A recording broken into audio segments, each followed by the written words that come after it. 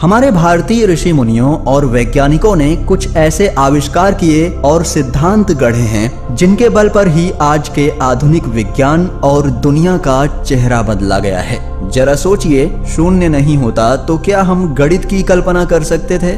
दशमलव नहीं होता तो क्या होता? इसी तरह भारत ने कई मूल आविष्कार और सिद्धांतों की रचना की। भारत के बगैर ना धर्म की कल्पना की जा सकती है और ना ही विज्ञान की।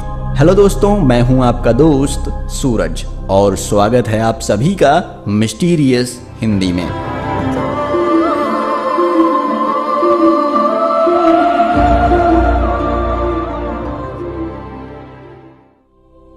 संस्थाप्य मृण्मय पात्रे ताम्रपत्रं सुसंस्कृतं छादयेत् शिखिग्रवेण चार्दाभिः काष्ठापांशुभिः दस्तालोष्टो निधात्वयः पार्दाच्छादितस्ततः संयोगाज् जायते तेजो मित्र वरुण संगीतम।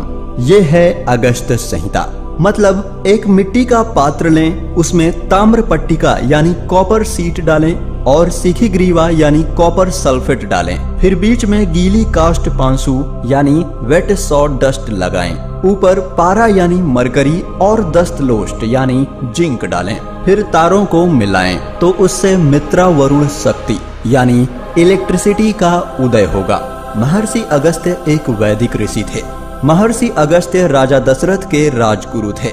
इनकी गणना सप्त ऋषियों में की जाती है। ऋषि अगस्त्य ने अगस्त्य संहिता नामक ग्रंथ की रचना की। आश्चर्यजनक रूप से इस ग्रंथ में बिजली बनाने की विधि बताई गई है।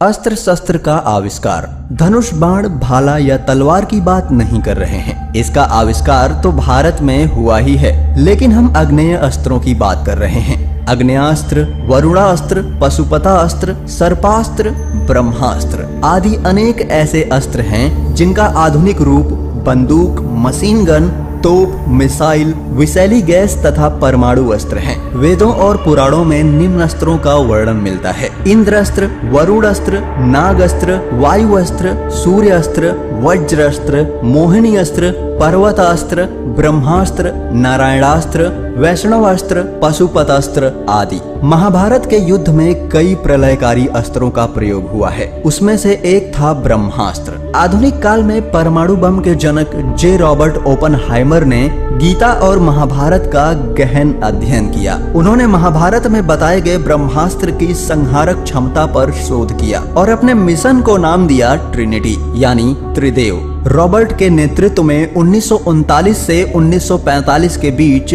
वैज्ञानिकों की एक टीम ने ये कार्य किया। 16 जुलाई 1945 को इसका पहला परमाणु परीक्षण किया गया। परमाणु सिद्धांत और अस्त्र का जनक जॉन डाल्टन को माना जाता है, लेकिन उनसे भी पहले लगभग 2500 वर्ष पूर्व ऋषि कणाद ने वेदों में लिखे सूत्रों के आधार पर परमाणु सिद्धांत का प्रतिपादन किया था। भारतीय इतिहास में ऋषि कणाद को परमाणु शास्त्र का जनक माना जाता है। आचार्य कणाद ने बताया कि द्रव्य के परमाणु होते हैं।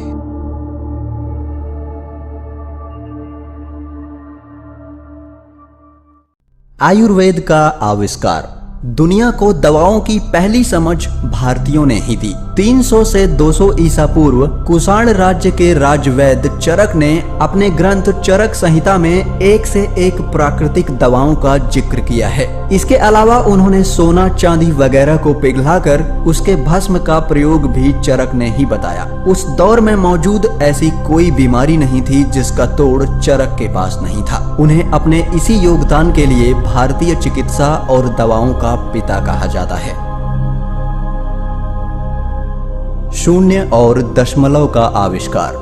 हमारे भारतीय ऋषि मुनियों और वैज्ञानिकों ने कुछ ऐसे आविष्कार किए हैं जिनके बल पर आज के आधुनिक विज्ञान और दुनिया का चेहरा बदल गया है। महान भारतीय गणितज्ञ आर्यभट्ट जी ने शून्य और दशमलव की खोज की थी। यूरोपीय देशों को इस अंक प्रणाली का ज्ञान अरब देश से प्राप्त हुआ था, जबकि अरब देश को ये ज्ञान भारत से मिला था। जरा सोचिए, शून्य नहीं होता तो क्या आज हम गणित की कल्पना भी कर सकते थे?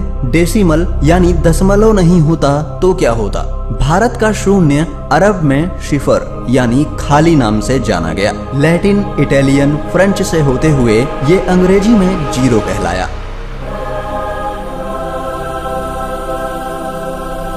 पहिए का आविष्कार। आज से 5000 और कुछ सौ वर्ष पूर्व महाभारत का युद्ध हुआ था, जिसमें रथों के उपयोग का वर्णन है। जरा सोचिए, पहिए नहीं होते तो क्या रथ चल पाता? इससे सिद्ध होता है कि पहिए 5000 वर्ष पूर्व थे। पहिए का आविष्कार मानव विज्ञान के इतिहास में महत्वपूर्ण उपलब्धि थी। पहिए के आविष्कार के बाद ही साइकिल और फिर कार तक का सफर पूरा हुआ। इससे मानव को गति मिली, गति से जीवन में परिवर्तन आया। हमारे पश्चिमी विद्वान पहिए के आविष्कार का श्रेय इराक को देते हैं, जहां रेतीले मैदान हैं, जबकि इराक के लोग 19वीं सदी तक रेगिस्तान में ऊंटों की सवारी करते रहे। हालांकि रामायण और महाभारत काल के पहले ही पहिए का चमत्कारी आविष्कार भारत में हो चुका था और रथों में पहियों का प्रयोग किया जाता था। विश्व की सबसे प्राचीन सभ्यता सिंधु घाटी के अवशेषों से प्राप्त ईसा से 3000 से 1500 वर्ष पूर्व की बनी खिलौना हाथगाड़ी भारत के राष्ट्रीय संग्रहालय में प्रमाण स्वरूप रखी है और ये हाथगाड़ी ही साबित करती है कि विश्व में पहिए का आविष्कार इराक में नहीं बल्कि भारत में हुआ था। विमान का आविष्कार। इतिहास की किताबों में पढ़ाया जाता है कि विमान का आविष्कार राइट ब्रदर्स ने किया, लेकिन ये गलत है। हाँ, ये ठीक है कि आज के आधुनिक विमान की शुरुआत ऑरविल और विल्बुर राइट बंधुओं ने 1903 में की थी, लेकिन उनसे हजारों वर्ष पूर्व ऋषि भारद्वाज ने विमान शास्त्र लिखा था, जिसमें हवाई जहाज बनाने की तकनीक का वर्णन मिलता है। 4वीं शताब्दी ईसा पूर्व में महर्षि भारद्वाज द्वारा लिखित वैमानिक शास्त्र में एक उड़ने वाले यंत्र यानी विमान के कई प्रकारों का वर्णन किया गया था तथा हवाई युद्ध के कई नियम व प्रकार बताए गए थे। गोधा ऐसा विमान था जो अदृश्य हो सकता था, परोक्ष दुश्मन के विमान को पंगु कर सकता था। प्रलय एक प्रकार की विद्युत ऊर्जा का शस्त्र था, जिससे विमान चालक भयंकर तबाही मचा सकता था। जलद रूप एक ऐसा विमान था जो देखने में बादल की भांति दिखता था। स्कंद पुराण के खंड 3 अध्याय 23 में उल्लेख मिलता है कि ऋषि कर्दम ने अपनी पत्नी के लिए एक विमान की रचना की थी, जिसके द्वारा वे कहीं भी आ जा सकते थे। रामायण में भी पुष्पक विमान का उल्लेख मिलता है, जिसमें बैठकर रावण सीता जी को हर ले गया था।